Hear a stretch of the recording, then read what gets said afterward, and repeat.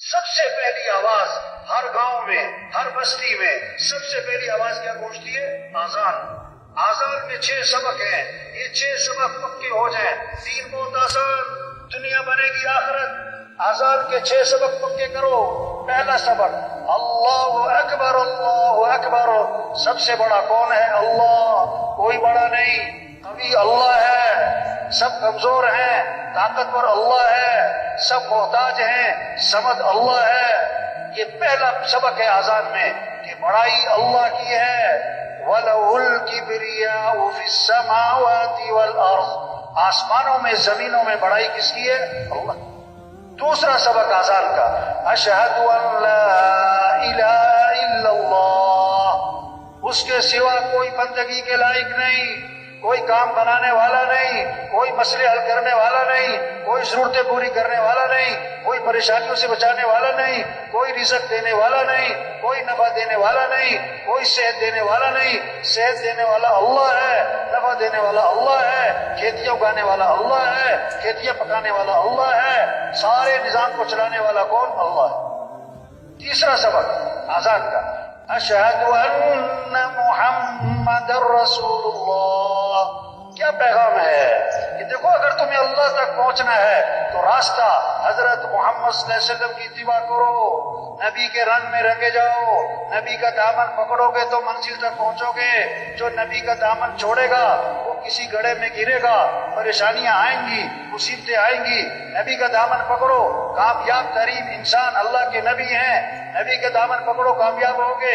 سب سے زیادہ عزت والے اللہ کے نبی ہیں، عزت چاہیے تو نبی کی چال چلو۔ ما آتاکم الرسول فخذوه وما نهاکم عنه فانتهوا، اللہ کے رسول جو کرنے کو کہے کرو، اللہ کے رسول جس چیز سے روکے رک جاؤ۔ ان کنتم تحبون اللہ فاتبعونی، اگر تمہیں اللہ سے محبت ہے تو نبی کی اتباع کرنا۔ اللہ نے ساری خیریں، ساری برکتیں حضرت محمد صلی اللہ علیہ وسلم کی اتباع میں چھپا کے رکھی ہوئی ہیں۔ اب نبی کی اتباع میں سب سے عام چیز نماز، تو چوتھا سبق آذان کا، حی علی الصلاۃ، آجو نماز کی طرف، حی علی الصلاۃ، آجو آجو۔ دکاندار صاحب دکان بند کرو، وزیر صاحب کرسی چھوڑو، وکیل صاحب، جج صاحب، مزدور صاحب، ڈاکٹر صاحب، پروفیسر صاحب۔ ڈاکٹر بعد میں، مسلمان پہلے، وزیر بعد میں، مسلمان پہلے۔ ہم مسلمان ہیں، اور اسلام اور کفر میں فرق کرنے والی چیز کیا ہے؟ نماز ہے، نماز ہے۔ جو اذان سن کے نماز کو نہ اٹھا، یہ اس کے دل کے کان بہرے ہیں، دل کی آنکھیں اندھی ہیں۔ فَإِنَّهَا لَا تَعْمَى الْأَبْصَارُ وَلَكِنْ تَعْمَى الْقُلُوبُ الَّتِي فِي الصُّدُورِ، بعض اوقات آنکھیں اندھی نہیں ہوتی، دل اندھے ہو جاتے۔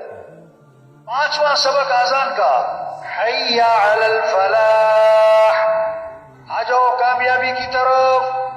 وہ تمہارے کاموں کا بننا نماز میں، وہ تمہارے مسئلوں کا حل نماز میں، تمہاری خوشیاں نماز میں، تمہاری ضرورتوں کا پورا ہونا نماز میں۔ لوگ سمجھ رہے ہیں یہ نماز برکت کی چیز ہے، باقی مسئلے تو حل ہوں گے پیسے سے۔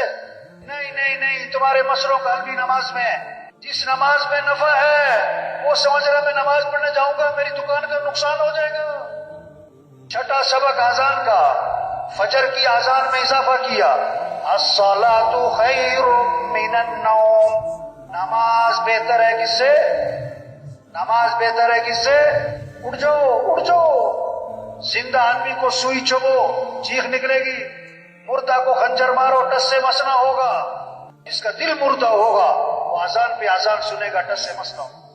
پہلے 2 سبق آذان کے مؤذن نے دوبارہ دہرائے، دوبارہ کہا اللہ اکبر اللہ اکبر، اللہ سب سے بڑا ہے، اللہ سب سے بڑا ہے، لا الہ الا اللہ، اس کے سوا کوئی بندگی کے لائق نہیں۔